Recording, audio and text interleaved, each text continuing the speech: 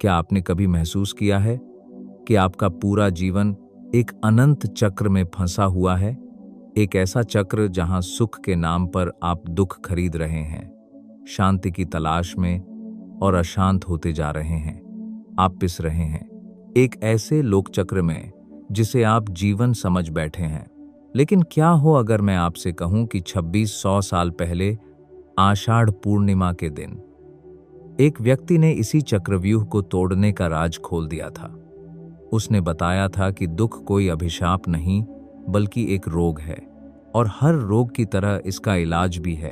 भगवान बुद्ध ने इसे धर्मचक्र प्रवर्तन का नाम दिया, और आज के इस वीडियो में हम उसी क्रांतिकारी इलाज के 4 सूत्र समझेंगे। वो 4 आर्य सत्य जो आपको बताएंगे कि कैसे आपकी 3.5 हाथ की काया के भीतर ही दुख पैदा होता है, और उसी के भीतर उसका संपूर्ण इलाज भी छुपा है। अगर आप थक चुके हैं इस दौड़ भाग से, इस अतृप्ति से, तो ये वीडियो आपके लिए ही है, क्योंकि आज आप जानेंगे कैसे लोकचक्र से निकलकर धर्मचक्र पर स्थापित हो सकते हैं। नमस्कार दोस्तों, संप्रज्ञान चैनल पर आपका स्वागत है। 25-26 सदियों पूर्व आषाढ़ पूर्णिमा के दिन भगवान गौतम बुद्ध ने धर्मचक्र प्रवर्तन किया था। लोकचक्र में पिसी जाती हुई जनता धर्मचक्र से वंचित हो गई थी। धर्म के नाम पर जो कुछ प्रचलित था वह अधिकांशतः लोकचक्र था।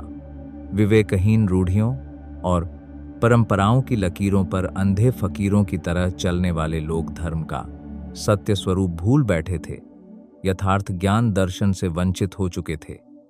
इसीलिए नाना प्रकार के दुखों में उलझे हुए थे।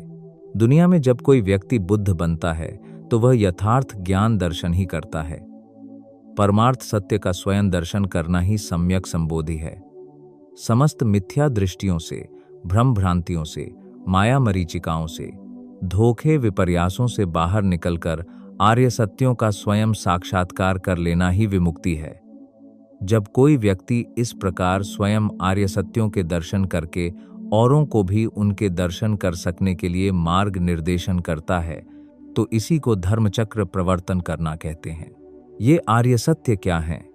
आर्य सत्य प्रकृति की वे सच्चाइयां हैं जिन्हें हम अंतर्मुखी होकर स्वानुभूतियों के बल पर स्वयं देख समझ लेते हैं और आर्य बन जाते हैं, यानी पवित्र बन जाते हैं, निर्मल हृदय बन जाते हैं। आओ देखें ये कौन सी सच्चाइयां हैं जो हमें मिथ्या भ्रांतियों से दूर करती हैं और आर्य बनने में सहायक होती हैं।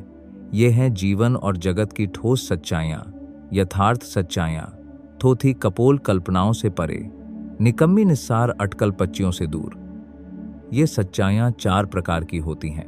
हम भली भांति जान लेते हैं कि 1 यह दुख है, 2 यह दुख का मूलभूत कारण है, 3 यह दुख का निवारण है, और 4 यह दुख निवारण का तरीका है। अन्य शब्दों में कहें तो हम भली भांति जान लेते हैं कि यह हमारा रोग है, यह रोग का निदान है, यह रोग का निवारण है, और यह है निवारण की दवा।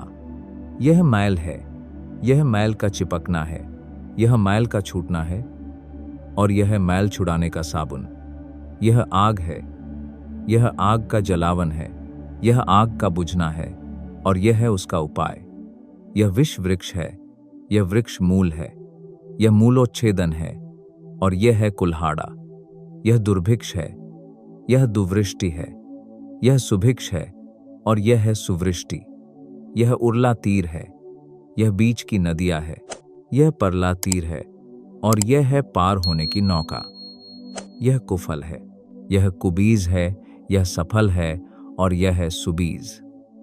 यह दुर्गति है, यह दुर्मार्ग है, यह लोकचक्र है, यह लोकचक्र की गति है, यह उस गति का निरोध है, और यह गति निरोध कर देने वाला धर्मचक्र।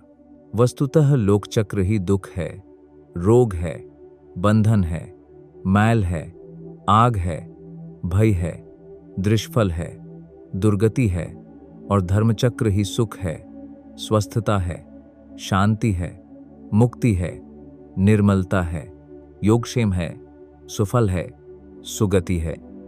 चारों आर्य सत्यों को देख समझ लेना धर्मचक्र है, और न देखना समझना ही लोकचक्र। साधारणतया हम दुख के सत्य स्वरूप को नहीं देख समझ पाते, इसी से उसमें उलझे रहते हैं। लोग चक्र में पिसते रहते हैं। जीवन के मोटे मोटे दुख तो हम खूब समझ लेते हैं, परंतु सांसारिक सुखों में छिपे हुए सूक्ष्म परंतु तीव्र दुखों को हम कहाँ समझ पाते हैं। छोटे बड़े ऐन्द्रिय सुख हमें इस कदर लुब्ध रखते हैं कि इनमें भी कोई दुख समाया हुआ है, यह बात हमारी समझ में ही नहीं आती। यदा कदा आने वाले इन भौतिक सुखों की वजह से हमारे भीतर जो उत्तेजनाएं उमड़ती रहती हैं और हमारा मानसिक संतुलन बिगड़ता रहता है, उस दुख को हम देख ही नहीं पाते। प्रिय या अप्रिय सभी स्थितियों में हमारे भीतर ही भीतर जो गहरी अतृप्ति, असंतुष्टि समाई रहती है, उसके दुख को हम समझ ही नहीं पाते। जो कुछ प्राप्त है उसकी सुरक्षा के लिए और जो कुछ अप्राप्त है उसकी प्राप्ति के लिए हमारे अंतर्मन में जो निरंतर बेचैनियां बनी रहती हैं, उन्हें हम देख ही नहीं पाते। इन्हें देख समझ लेना ही अपने सच्चे रोग को पहचान लेना है। यही पहला मंगलकारी सत्य है। दूसरा मंगलकारी सत्य उस दुख के असली कारण को देख पहचान लेना है। वैयक्तिक, पारिवारिक, सामाजिक और राजनैतिक जीवन की विभिन्न अवांछित घटनाएं, परिस्थितियां हमें दुखी बनाती रहती हैं। यह सच है, परंतु यह ऊपरी ऊपरी सच है। इससे गहरा सच यह है कि भीतर ही भीतर अनजाने हमने अपने मन को एक ऐसे स्वभाव शिकंजे में जकड़ लिया है जिससे वह अप्राप्य को प्राप्य करने के लिए सदा लालायित रहता है, उत्तप्त रहता है। जो कुछ है उससे इसे संतुष्टि नहीं, तृप्ति नहीं। जो नहीं है उसके लिए छटपटाहट है। अतृप्ति और असंतुष्टि की यह छटपटाहट ही दुख है। यह जान लेने पर यह भी स्पष्ट समझ में आ जाता है कि सदा सतृष्ण रहने वाला हमारा यह आंतरिक स्वभाव ही इसका मूल कारण है। इच्छा की पूर्ति हो जाने पर भी तृष्णा बनी रहती है। एक इच्छा पूरी हुई कि दूसरी के प्रति तृष्णा जागी। जब तक तृष्णा बनी रहती है तथा उस तृष्णा के प्रति गहरी आसक्ति बनी रहती है, तब तक दुख बना ही रहता है। दुखों के मूलभूत सही कारण को नहीं जानने की वजह से ही दुख विमुक्ति के सारे उपक्रम व्यर्थ साबित होते हैं। ऐन्द्रिय सुखों के अभाव को ही दुख का कारण मानकर उनके पीछे पागलों की तरह दौड़ लगाने वाला व्यक्ति अधिक दुखों में ही उलझता है। किसी दुख सर्वशक्तिमान अदृश्य प्राणी को दुखों का कारण मानकर उसे खुश करने के चक्कर में पड़ने वाला व्यक्ति दुखों में ही अधिक उलझता है। अतः दुख के राही कारण को जान लेना ही वास्तविक मंगलमयी सच्चाई है। यह दुख है, यह दुख का कारण है। इन दोनों सच्चाइयों को जान लेना नितांत आवश्यक है। परंतु इतना जानकर यदि हम हताश हो बैठें कि यह तो दुनिया का स्वभाव है, यह दुख चक्र तो सदा चलता ही रहेगा, इसके बाहर कोई निकल नहीं सकता, तो इस निराशा के कारण सचमुच दुख चक्र में पड़े ही रह जाएंगे। धर्म चक्र दुख और दुख के सही कारण को जानकर उसके निवारण के प्रति आस्था पैदा करता है। जिसका कोई कारण है उसका निवारण भी है ही। कारण के दूर होते ही परिणाम अपने आप दूर हो जाएगा। आशाओं से परिपूर्ण यह तीसरी सच्चाई है। कारण के निवारण से दुख दूर होगा। यह सच्चाई जान लेने के बाद उस निवारण का सही उपाय पकड़ में आ जाए तो चौथी मंगलकारी सच्चाई पकड़ में आ जाए। तीसरी सच्चाई ने जो आशा उत्पन्न की थी उसे क्रियान्वित करने की विधि पकड़ में आ जाए। क्या है यह विधि? यह विधि है शील, समाधि और प्रज्ञा, यानी काया और वाणी के दुराचरण से बचना, चित्त को वश में रखना और चित्त पर छाए हुए समस्त दूषित विकारों को दूर कर उसे मैत्री, करुणा आदि सद्गुणों से भरना। दुख निरोध का यही सही उपाय है। हमारे समस्त रोगों की यही रामबाण औषधि है।